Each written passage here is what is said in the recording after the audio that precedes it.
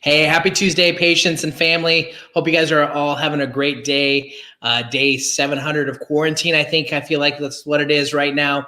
Who knows what it really is right now?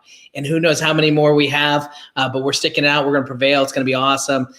Just wanted to let you guys know that I had a great conversation, just finishing up for today, Tuesday. Had a great conversation with a patient today, and kind of want to help you guys understand like how my thought process goes through with how the body was designed and how it heals.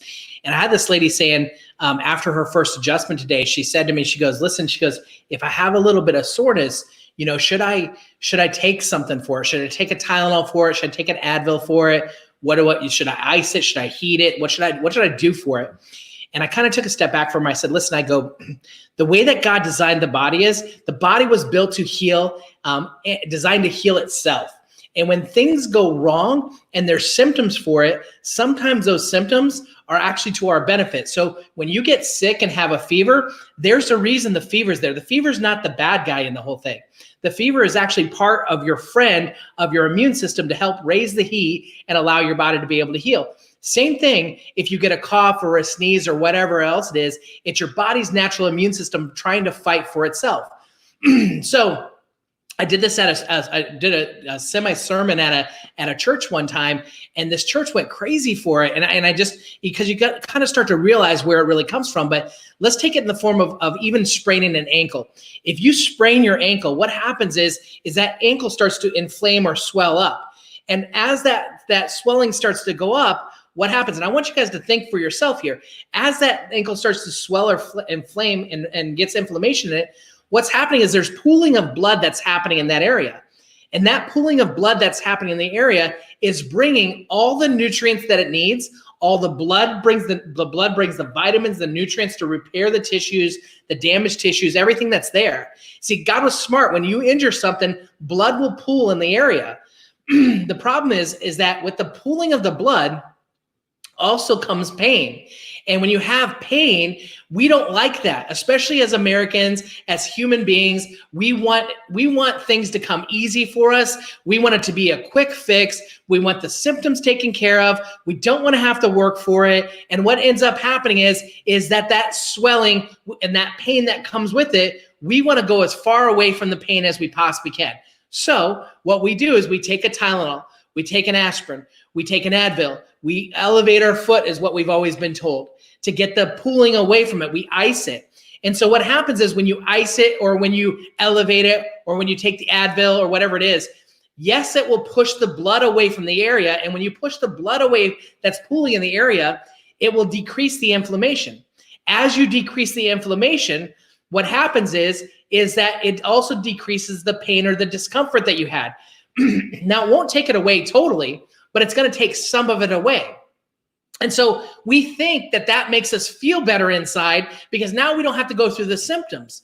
And the reality is that when you push the blood away from the area, now what you've done is you've extended the amount of time, or you've handcuffed God in the way he designed your body to heal, and you've slowed down the healing process the way it's supposed to work from the inside out.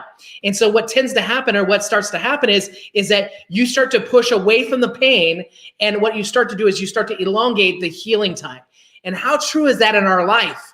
And how preachable is this for a sermon? Is that when we go through stuff, when God's taking us through stuff, and there's any kind of discomfort, our first reaction is let's hide the discomfort, or let's go away. Let's move away from the discomfort as much as we possibly can.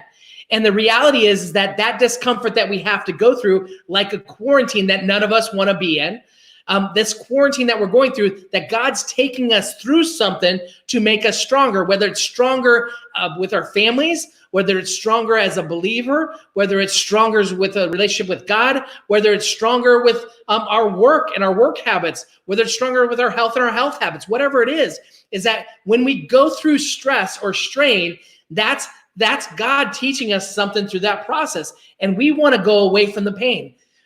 All of us right now Maybe not all of us. Bad statement. We try to tell our kids, don't say always, never, and all of us, right? But what happens is a lot of us would give anything, including myself, to go back to pre-coronavirus. And it seems so much easier, but my pastor preached this weekend. He's taking us through something. And what can we learn from this? And what is God trying to teach us from this? And why do we have to be people that always want to go away from pain? Why don't we want to push through? And so when you go to the gym and work out, you have to push the weights, right?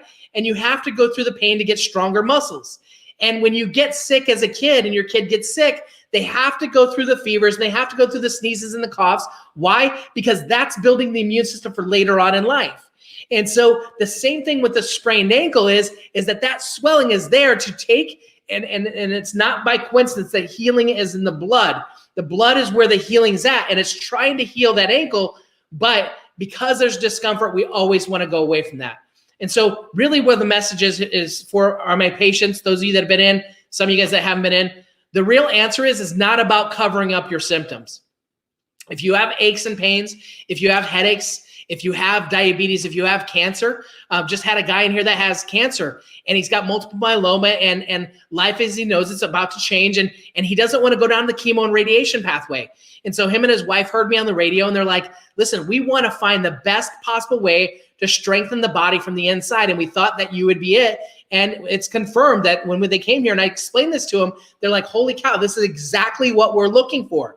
Now, by no means am I telling you that I cure cancer. I don't cure or heal coronavirus. I want you guys, those of you that shut it off early and are making comments below, okay, great. I don't say that, but here's what I do know is that your body is stronger than coronavirus. Your body is stronger than cancer. Your body is stronger than diabetes. Your body is stronger than the headaches that it has. See, the thing is your body's stronger than diabetes. The thing is the symptoms that you're having right now that you're suffering from, if you're suffering from symptoms, they are there for a reason. They're there to tell your body that something's going on, that something's breaking down. And they're trying to warn you something's going on. And if you don't address what's causing that, and if you don't change that, the body can never heal for itself.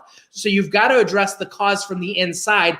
And that's how the body is able to go through its healing process. So my message here for you guys is that always get to the cause of the problem. Don't hide or cover things up. Don't ignore it. It will not go away. And I tell patients that you have 3 options when you come through my office doors. And everybody has the same 3 options, whether they come through my office doors with cancer, heart disease, diabetes, whether they come through the office with neck pain or back pain or headaches, it does not matter.